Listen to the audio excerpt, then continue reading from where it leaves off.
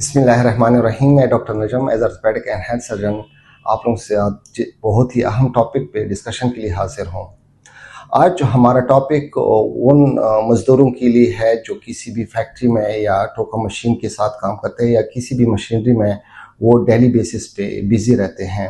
اگر خدا نخواستہ کسی بھی حادثے میں یا ان فیکٹری میں آپ کا ہاتھ، انگلی یا ٹانگ کٹ جائے تو ان کو آپ نے مائکرو سرجیکل امپلانٹیشن کے لیے آپ نے کس طرح آپ نے سیفٹی ٹرانسپورٹ کرنا ہے. پہلے تو آپ نے اپنی سیفٹی کا خیال رکھنا ہے.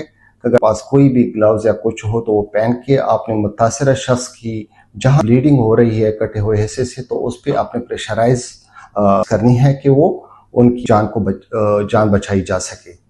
میں آپ نے اگر ان کیس آپ کے پاس اسٹیرائل گاز پیسز نہیں ہے تو کوئی بھی صاف ستھرا کپڑا ہو تو اس کو پریشر بینڈیج کروا کے وہ بلیڈنگ روک سکیں. آپ کی انگلی یا ہاتھ یا جو بھی حصہ آپ کا الگ ہوا ہے تو اس کو کس طرح مائکرو سرجیکل ریپلانٹیشن کے لیے ٹرانسپورٹ کیا جا سکتا ہے وہ آپ نے ہر باتوں کا خیال رکھنا ہے.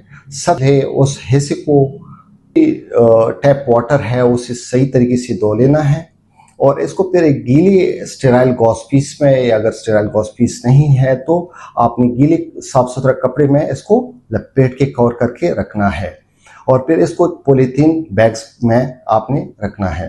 پھر اس پولیتھین بیگز کو اٹھا کے ایک ایسے کنٹینر میں رکھنا ہے جس میں آپ نے پانی اور برف کی وہ مکسچر بنائی ہو اسی میں ڈالنا ہے.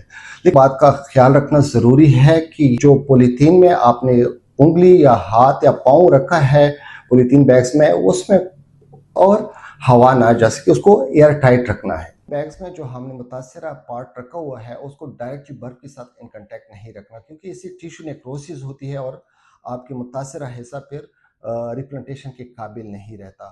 اہم بات یہ بھی ہے کہ جب بھی ریپلانٹیشن کے لیے لے کے جانا ہے آپ نے وقت وہ ٹائم کو ضرور نوٹ کرنا ہے کیونکہ کے لیے ایک خاص ٹائم پیریڈ کی ضرورت ہوتی ہے کہ اسپیشلی گولڈن پیریڈ جو ہوتا ہے 3 to 6 آورز ہوتی ہے اور اسپیشلی ہمارے بازو اور ٹانگ کی کے لیے امپورٹنٹ ہے اور 6 to 12 آورز ہمارے فنگرز کے لیے امپورٹنٹ ہوتی ہے. اور ساری باتوں پہ عمل کرنے سے آپ کو کسی ایک انسان کی جو فیکٹری میں آپ کے ساتھ کام کر رہے ہیں یا ٹوکا مشین پہ کام کر رہے ہیں ان مستقل مزدوری سے آپ بچا سکتے ہیں.